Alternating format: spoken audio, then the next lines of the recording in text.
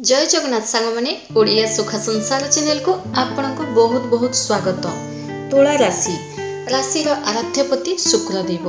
तुला राशि वाले यही जो नूतन वर्ष जो आसूची आम ओडिया मानकर अर्थात पणा संक्रांति ठारू डिसेम्बर मास जाए एप्रिल 14 रविवार दिन पड़ुची पणा संक्रांति एवं सही पणा संक्रांति ठारू डिसेम्बर मास जाए ग्रह गुड़ाकर स्थिति अनुसार आपण भाग्य रे कौन परिवर्तन हेब। तुला राशि वाले आराध्यपति शुक्रदेव।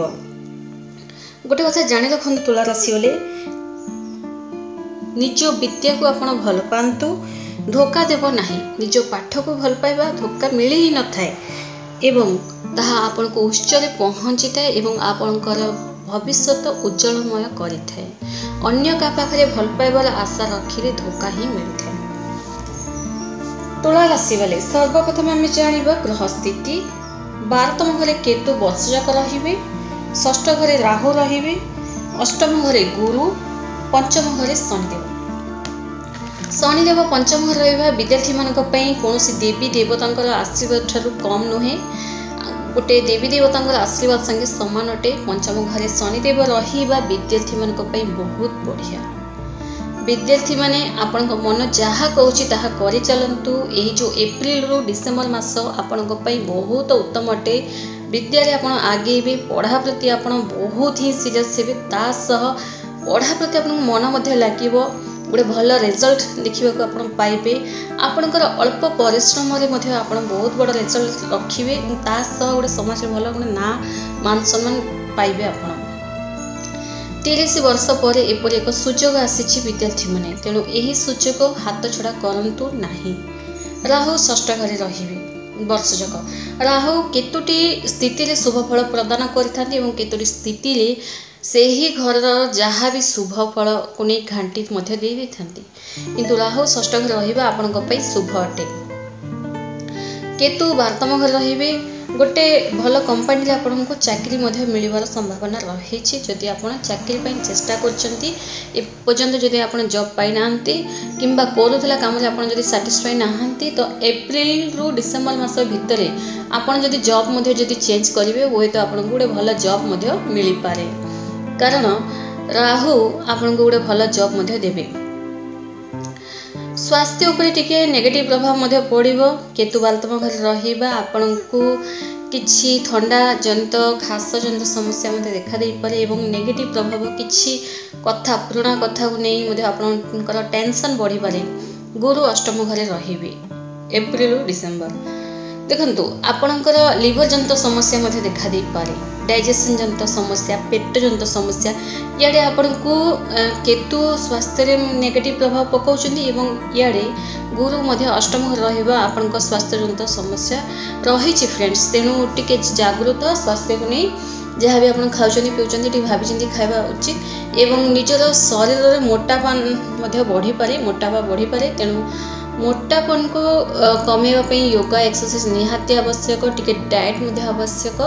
तेणु शरीर जेमिति मोटा हेबाकू दियंतु नाही। जचेत शरीर जदि मोटा हैला तो सेटा मोटाटा कौन से शक्ति दी न थाए। बीमारी गुड़ाकर घर करी रही थाएंती सेठी। जेते प्रकार बीमारी अछि शरीर मोटा थिले ही बीमारी गुड़ाक आसी थाए। तेणु टिके जागृत। गुरुंकर दृष्टि द्वितीय घरे पड़िबो। गुरुंकर दृष्टि द्वितीय घरे पड़िबा बाणी आपनकर भल रहिबो। बाणी रे गुटे अलग प्रकार आकर्षण रहिबो। आपनकर सुख सौभाग्य बढ़िबो। बाणी माध्यम रे आपण दुनिया जितिबे। लोके आपनक कथाटा को मानिबा को लागिबे एवं आपण किछि टंका मध्ये संचय कर रखिबे। गुरु द्वितीय घरे दृष्टि पड़िबा बहुत भल रही। 12तम घरे मध्ये गुरुंकर दृष्टि पड़िबो। आपण जदि फॉरेन रे रही जॉब करचंती तो आपन पे भल किंबा फॉरेन रिलेटेड किसी बिजनेस मध्ये जदि करचंती तो बहुत भल रही। एवं जहाँ भी आपनकर फैमिली प्रॉब्लम थिला, जहाँ भी पारिवारिक कलह थिला, क्लेश थिला, जहाँ भी थिला माने परिवार को नहीं कली झगड़ा हे दिथिला तो परिवार जनित समस्या आपनकर दूर हबो। कली झगड़ाटा दूर हबो। शनिदेव बकरी हेबे केबे जुलाई मासरे शनिदेव जुलाई मासरे बकरी हेबे तो आपनको चतुर्थ घरर फल मध्य प्रदान करेंगे। शनिदेव बकरी हेबा आपन पे आहुरी बढ़िया सुख सौभाग्य बढ़िबो, शांति मध्य मिलिबो, मन शांति रहिबो, आपनकर डेली इनकम टा बढ़िया रहिबो, निज भाई भौणी सह रिश्ताटा आपनकर बढ़िया रहिबो, आखपाख लोकंक सह अर्थात आपनकर पड़ोशी मानक सह मध्य आपनकर रिश्ताटा बढ़िया रहिबो। शनिदेव चतुर्थ घरे रहिबा आपनकर फैमिली सपोर्ट मध्य आपन पाइबे। किछि गोटे काम रे आपनकर बड़ भाई किंबा बापा माँ कर सपोर्ट आपन निश्चित भाव में पाइबे। एवं जो मैंने होटल रखिछन्ती तांकर डेली इनकम टा बढ़िया रहिबो। प्रमोशन रो जोग मध्य रहिछि एप्रिल डिसेम्बर मास भितरे एवं संतान सुखर जोग मध्य रहिछि, विवाहर जोग मध्य रहिछि।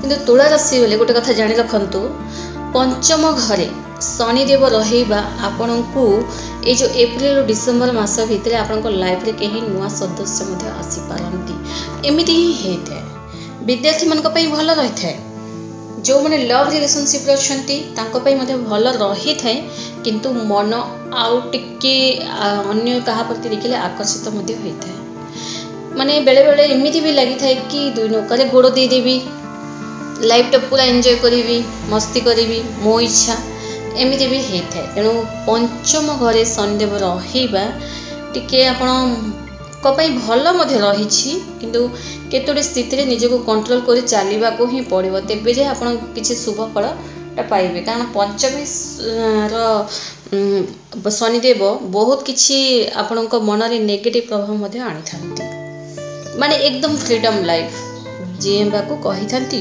पंचम घरे शनिदेव। विद्यार्थी माने आपण टिके पढ़ारे आपणको पई गुडे गोल्डन टाइम अटे एटा। तेणु पढ़ारे आपण इंटरेस्ट दियंतु, अन्य का कथारे पड़ी जांतु नाही, किंबा मनटा इयाडे सियाडे मध्य विचलित करंतु नाही। लव रिलेशनशिप टा भल रहिछि, विवाह बंधन रे मध्य बांधी होई परंती। जदि दुई लवमेट अछंती, एज हेछि, निजरो कैरियर बनै सचंती, तो आपण विवाह कथा उठे 2024 रे विवाह मध्य करि पारंती। एवं विवाह माता पितांकर आशीर्वाद द्वारा करिले ही भल होइताय, दाम्पत्य जीवनटा सुखमय कटि थाए, यह जानी रखंतु।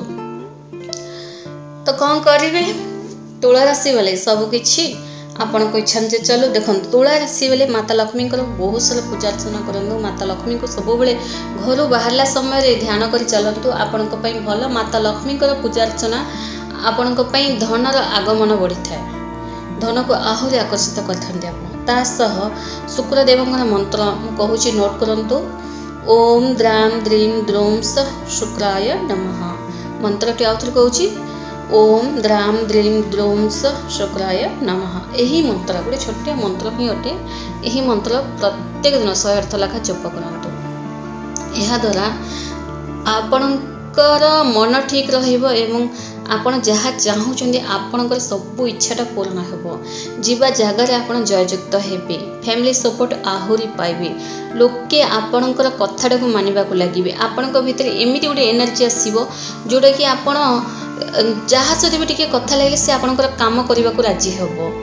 आपण केतोरे स्थिति रे बहुत सारा टंका पैसा खर्च करथांती, किंतु कामटा बन न थाए। किंतु जदि आपण शुक्रदेवंकर एही मंत्र जप करिवे, आपणकर सब काम आपे आपे बनिबा को लागिबो। धन्यवाद।